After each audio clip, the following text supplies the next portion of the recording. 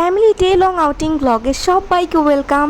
আর সেই দিন আমরা নীল পানির স্বর্গরাজ্য কোন পদ্মা নদীর পাড়ে ঘুরতে গিয়েছিলাম তাই নিয়ে থাকছে আজকের ব্লগ। ইভেন মোর রাজশাহীর মোস্ট হাইপড কালাভুনা ট্রাই করার পর আমাদের কেমন এক্সপিরিয়েন্স ছিল সেইটা নিয়েও থাকছে আজকের blog. So keep on watching everyone. সেই দিন আমাদের সব ফ্যামিলি মেম্বার্সরা ভর দুপুরবেলা প্ল্যান ওয়াইজ আমরা বের হয়ে যাই। আর আমাদের বাসা থেকে এই হোটেলটা কয়েকটা লং ডিস্টেন্সে ছিল। আর এই হোটেলটার নাম হচ্ছে ইব্রাহিম হোটেল অ্যান্ড রেস্টুরেন্ট। এইটা হচ্ছে মেইনলি কাটাখালীতে, যেটা রাজশাহী শহর থেকে একটু দূরে। যাই হোক, তো আমরা হচ্ছে চলে আসলাম এই হোটেলটাতে। আর দেন আমাদের মেইন ইন্টেনশনই ছিল কালাভুনা খাওয়ার, অ্যাজ আমরা বাসা থেকে লাঞ্চ করে আসি নাই। তো এইখানে আমরা লাঞ্চ করতে চাইছিলাম। তো আমরা হচ্ছে কালাভুনার সাথে একটা শুটকির ভর্তা নিয়েছিলাম। রাজশাহী তো এমনিতেই কালাভুনার জন্য অনেক অনেক বেশি ফেমাস, বাট আপনারা শুনলে অবাক হবেন, আমি আজ পর্যন্ত এই কালাভুনা রাজশাহীতে ট্রাই করি নাই।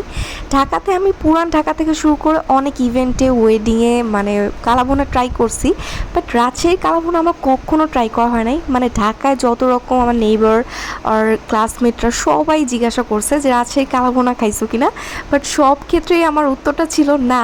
তো এইবার আমি ট্রাই করেই ফেললাম।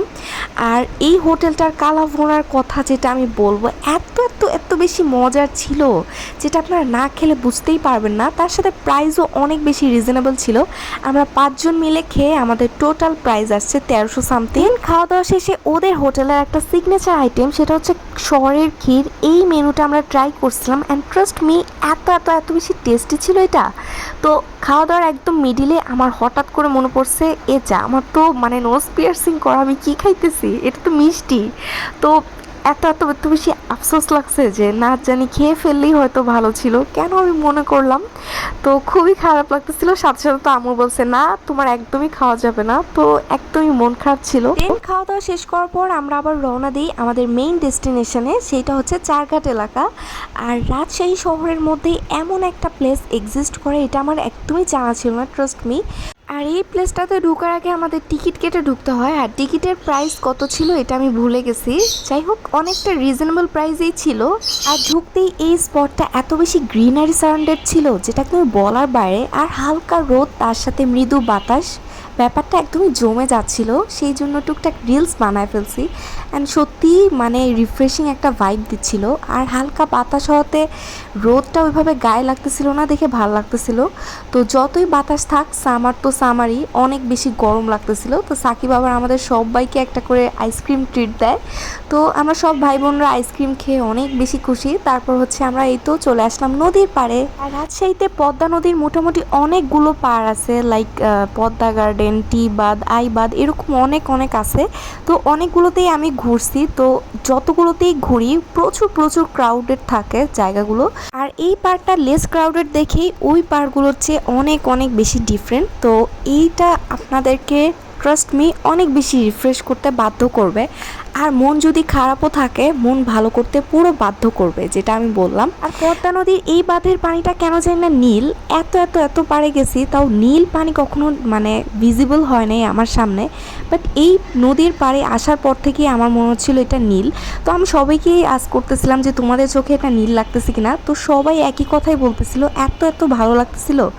আর তার চেয়েও মজার একটা বিষয় হচ্ছে, নদীর ঠিক আদার সাইডে, ওই সাইডটা হচ্ছে ভারতের অংশ, মানে ইন্ডিয়ার পুরো একটা বর্ডার ওই সাইডে। দেন আমরা সবাই মিলে হাঁটতে হাঁটতে বাঁধের ঠিক লাস্ট পয়েন্টে চলে আসি। অ্যান্ড লাস্ট পয়েন্টে আসার পর দেখলাম নৌকা যাচ্ছিল। তো কিছুক্ষণ পরপরই এখান দিয়ে নৌকা পাস হচ্ছিল। তো কি যে ভালো লাগছে। বাঁধের ঠিক লাস্ট পয়েন্টের এই সাইডটাতেই ছিল হচ্ছে অনেকগুলো স্টিয়ার্স। আর এই স্টিয়ার্স দিয়ে নেমেই পাওয়া যাবে হচ্ছে নদীর ঠিক পাড়ের নিচের অংশ। আর এই নিচের অংশটা হচ্ছে পুরাটাই স্যান্ডি। আর স্টিয়ার্সটা কিন্তু অনেকখানি ভার্টিক্যাল অংশে এসে থেমে গেছে। আর বাকিটা অংশ আমাদেরকে অনেক কষ্ট করে নামা লাগছে। দেখে মনে হচ্ছে নর্মাল ভার্টিক্যাল একটা অংশ, বাট না, এইটার অংশটা ছিল এক্সট্রিম ভার্টিক্যাল, যেটা আমার মনে হয়, আমি জানি না ভিডিওতে কতটুকু দেখা যাচ্ছে, তো ভালো ভার্টিক্যাল ছিল। তো আমাদের নামতে যে আমি তো পুরো শুজই খুলে ফেলছিলাম, তো নামতে অনেক কষ্ট হচ্ছিল। তো এই তো পানির সারফেসটা দেখে মানে কষ্টটাই চলে গেছে। এত এত এত ব্লুইশ একটা সারফেস যেটা একদম বলার বাইরে, খুবই খুবই নাইস লাগছিল। অ্যান্ড তার সাথে উপর দিয়ে অনেক অনেক ধরনের পাখি উড়ে যাচ্ছিল, তো আবার ঝাঁক বেঁধে পাখি উড়ে যাচ্ছিল। তো ঝাঁক বেঁধে পাখি উড়া আমার খুবই খুবই পছন্দ। স্পেশালি এটা আমি যখনই রমনা যাই, রমনা পার্কে এটা বিশেষ করে দেখা যায়, তাছাড়া অন্য জায়গা তো দেখাই যায় না। তো তারপর হচ্ছে এটা যেহেতু বর্ডার এলাকা, তো একটু পরপর পুলিশরা স্পিড বোট দিয়ে টহল দিচ্ছিল। এটা হচ্ছে বাংলাদেশেরই অংশ, তো বাংলাদেশ পুলিশের বর্ডার গার্ড পুলিশরা হচ্ছে এটা টহল দিচ্ছিল, তো এটাও ক্যাপচার করে নিছি। তার চেয়েও একটা মজার বিষয় হচ্ছে যখন স্পিড বোটটা পাস করে তখন মানে অনেক বেশি ওয়েভি হয়ে যায় পানির সারফেসটা। তো এই তো আমার আম্মু অনেকটা কাছাকাছি চলে গেছিলো পানির, তো তারপর আবার মুখে দিচ্ছিল পানিটা, মুখে ছিটা দিচ্ছিল, কাজ অনেক বেশি নাকি গরম ছিল। তো আমারও অনেক বেশি গরম লাগছিল।